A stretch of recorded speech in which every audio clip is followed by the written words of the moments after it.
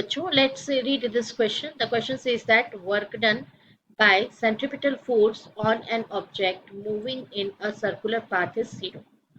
आइए बच्चों डिस्कस करते हैं की कंसेप्ट। तो बच्चों हमारा जो की कंसेप्ट है that is formula used to calculate work done. तो वर्क डन जो है उसको हम कैलकुलेट करते हैं। फॉर्मूला है फोर्स इनटू डिस्प्लेसमेंट। अगर डिस्प्लेसमेंट जो है वो फोर्स की ही डायरेक्शन में हो, मतलब कि when force and displacement both are in same direction.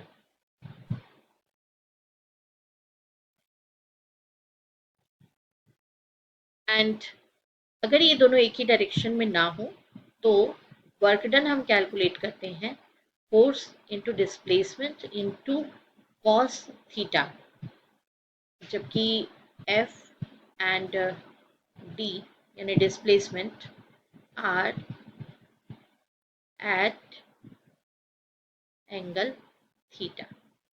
चलिए अब देखते हैं सॉल्यूशन। तो बच्चों हमने ये कंसीडर कर लिया है एक सर्कुलर पाथ। ये सर्कुलर पाथ है जिस पर कि कोई भी ऑब्जेक्ट मूव कर रहा है। तो बच्चों यहाँ पर है सेंटर पॉइंट और सेंटर पॉइंट से ये हमने एक पोजीशन ली है अभी पॉइंट ए और सेकंड पोजीशन हमने ली है बी।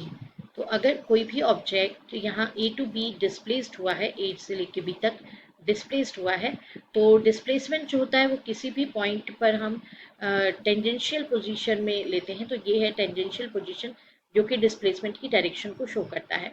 एंड सेंट्रीपिटल फोर्स हमेशा टुवर्ड्स सेंटर पॉइंट लगता है। सेंटर पॉइंट ओ है तो ओ टू ए ये डायरेक्शन होगी सेंट्रीपिटल फोर्स की, और फोर्स का जो वैल्यू होगा that is equals to M V square upon R. तो सिंस इन दिस केस जो हम केस स्टडी कर रहे हैं, here force and centripetal force है ये, तो centripetal force and displacement both are